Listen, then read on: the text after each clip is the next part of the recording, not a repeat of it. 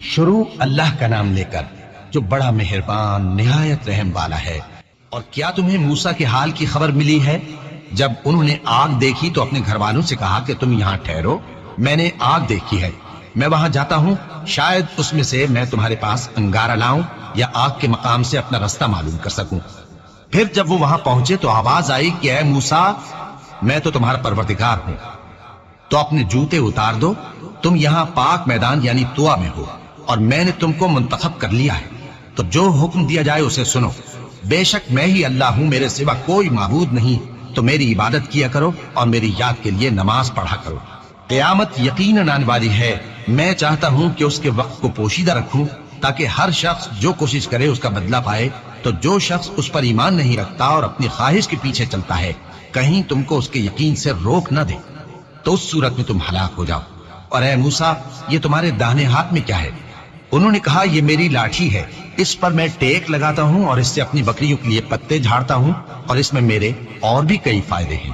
فرمایا کہ موسیٰ اسے زمین پر ڈال دو، تو انہوں نے اس کو ڈال دیا اور وہ یکا یک سانپ بن کر دوڑنے لگا۔ فرمایا کہ اسے پکڑ لو اور ڈرنا مت، ہم اس کو ابھی اس کی پہلی حالت پر لوٹا دیں گے، اور اپنا ہاتھ اپنی بغل میں دبا لو کہ وہ کسی عیب و بیماری کے بغیر سفید چمکتا دمکتا نکلے گا۔ یہ دوسری نشانی ہے تاکہ ہم تمہیں اپنے بڑے بڑے نشانات دکھائیں۔ تم فرعون کے پاس جاؤ کہ وہ سرکش ہو رہا ہے، کہا اے میرے پروردگار، اس کام کے لیے میرا سینہ کھول دے اور میرا کام آسان کر دے، اور میری زبان کی گرہ کھول دے تاکہ وہ میری بات سمجھ لے، اور میرے گھر والوں میں سے ایک کو میرا وزیر یعنی مددگار مقرر فرما، یعنی میرے بھائی ہارون کو، اس سے میری کمر کو مضبوط کر اور اسے میرے کام میں شریک کر، تاکہ ہم تیری بہت سی تسبیح کریں اور تجھے کثرت سے یاد کریں، تو ہم کو ہر حال میں دیکھ رہا ہے۔ فرمایا موسیٰ، تمہاری دعا قبول کی گئی، اور ہم نے تم پر ایک بار اور بھی احسان کیا تھا جب ہم نے تمہاری والدہ کو الہام کیا تھا جو تمہیں بتایا جاتا ہے، وہ یہ تھا کہ اسے یعنی موسیٰ کو صندوق میں رکھو، پھر اس صندوق کو دریا میں ڈال دو، تو دریا اس کو کنارے پر ڈال دے گا، اور میرا اور اس کا دشمن اسے اٹھا لے گا۔ اور موسیٰ، میں نے تم پر اپنی طرف سے محبت ڈال دی، اور اس لیے کہ تم میرے سامنے پرورش پاؤ۔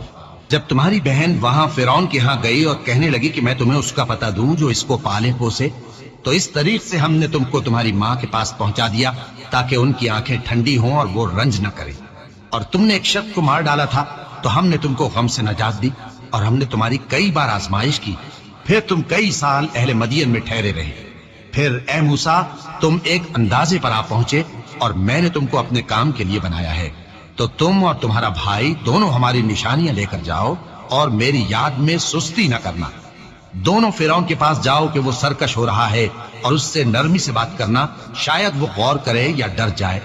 دونوں کہنے لگے کہ اے ہمارے پروردگار، ہمیں خوف ہے کہ وہ ہم پر زیادتی کرنے لگے یا زیادہ سرکش ہو جائے۔ اللہ نے فرمایا کہ ڈرو مت، میں تمہارے ساتھ ہوں کہ سنتا اور دیکھتا ہوں۔ اچھا، تو اس کے پاس جاؤ اور کہو کہ ہم آپ کے پروردگار کے بھیجے ہوئے ہیں، تو بنی اسرائیل کو ہمارے ساتھ جانے کی اجازت دیجیے اور انہیں عذاب نہ کیجیے۔ ہم آپ کے پاس آپ کے پروردگار کی طرف سے نشانی لے کر آئے ہیں، اور جو ہدایت کی بات مانے اس کو سلامتی ہو۔ ہماری طرف یہ وحی آئی ہے کہ جو جھٹلائے اور منہ پھیرے اس کے لیے عذاب تیار ہے۔ غرض موسیٰ اور ہارون فرعون کے پاس گئے، اس نے کہا کہ موسیٰ، تمہارا پروردگار کون ہے؟ کہا کہ ہمارا پروردگار وہ ہے جس نے ہر چیز کو اس کی شکل و صورت بخشی، پھر راہ دکھائی۔ کہا تو پہلی قوموں کا کیا حال ہوا؟ فرمایا کہ ان کا علم میرے پروردگار کو ہے جو کتاب میں لکھا ہوا ہے۔ میرا پروردگار نہ چوکتا ہے نہ بھولتا ہے۔ وہ وہی تو ہے جس نے تم لوگوں کے لیے زمین کو فرش بنایا اور اس میں تمہارے لیے رستے بنا دیے اور آسمان سے پانی برسایا، پھر اس سے مختلف نباتات پیدا کی کہ خود بھی کھاؤ اور اپنے مویشیوں کو بھی چراؤ۔ بے شک ان باتوں میں عقل والوں کے لیے بہت سی نشانیاں ہیں۔ اسی زمین سے ہم نے تم کو پیدا کیا اور اسی میں ہم تمہیں لوٹائیں گے، اور اسی سے ہم تمہیں دوسری دفعہ نکالیں گے۔ اور ہم نے فرعون کو اپنی سب نشانیاں دکھائیں، مگر وہ تکذیب اور انکار ہی کرتا رہا۔ کہنے لگا کہ موسیٰ، کیا تم ہمارے پاس اس لیے آئے ہو کہ اپنے جادو کے زور سے ہمیں ہمارے ملک سے نکال دو؟ تو ہم بھی تمہارے مقابل ایسا ہی جادو لائیں گے، تو ہمارے اور اپنے درمیان ایک وقت مقرر کر لو کہ نہ تو ہم اس کے خلاف کر رہے ہیں اور نہ تم، اور یہ مقابلہ ایک ہموار میدان میں ہوگا۔ موسیٰ نے کہا کہ آپ کے لیے یوم زینت کا وعدہ ہے، اور یہ کہ لوگ اس روز دن چڑھے اکٹھے ہو جائیں۔ تو فرعون لوٹ گیا اور اپنے سامان جمع کر کے پھر آیا۔ موسیٰ نے ان جادوگروں سے کہا کہ یہ تمہاری بربادی ہوگی، اللہ پر جھوٹ نہ باندھو، وہ تمہیں عذاب سے فنا کر دے گا، اور جس نے جھوٹ باندھا وہ نامراد رہا۔ تو وہ باہم اپنے معاملے میں جھگڑنے اور چپکے سرگوشی کرنے لگے، کہنے لگے یہ دونوں جادوگر ہیں، چاہتے ہیں کہ اپنے جادو کے زور سے تم کو تمہارے ملک سے نکال دیں اور تمہارے بہترین مذہب کو نابود کر دیں، تو تم جادو کا سامان اکٹھا کر لو اور پھر قطار باندھ کر آؤ، آج جو غالب رہا وہی کامیاب ہوا۔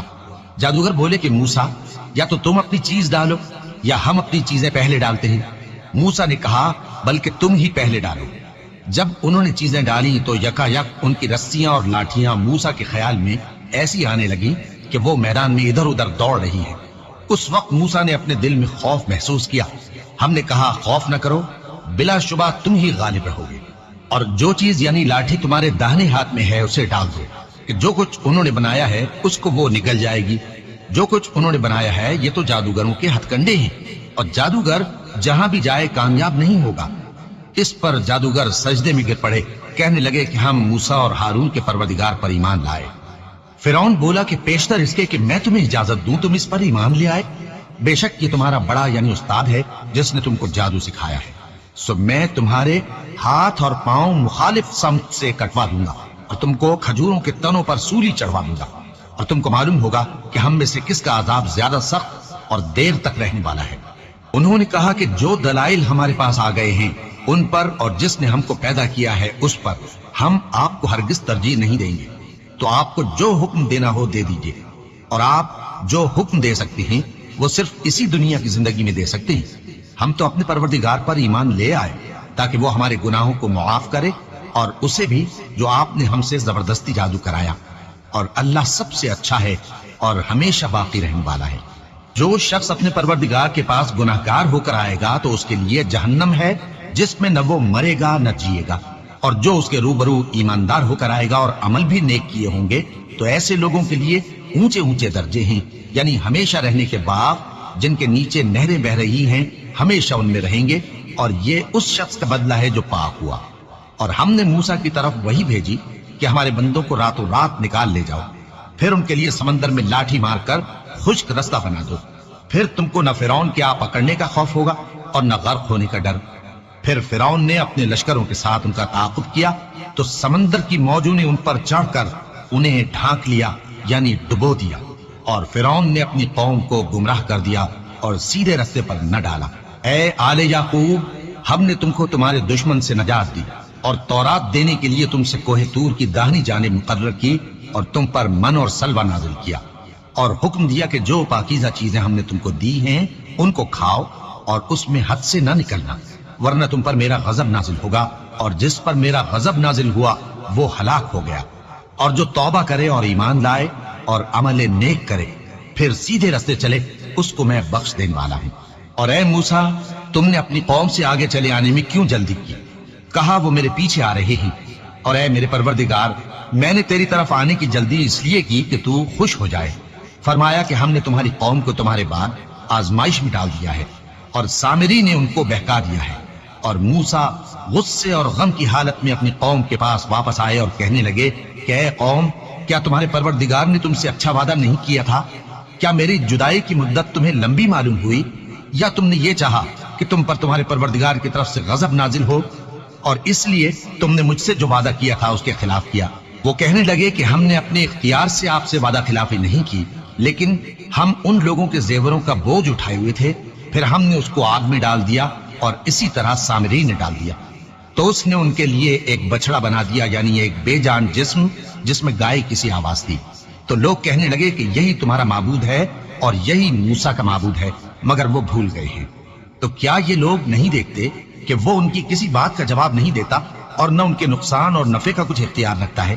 اور ہارون نے ان سے پہلے ہی کہہ دیا تھا کہ لوگوں، اس کے ذریعے تمہیں فتنے میں ڈال دیا گیا ہے، اور تمہارا پروردگار تو رحمان ہی ہے، تو میری پیروی کرو اور میرا کہا مانو۔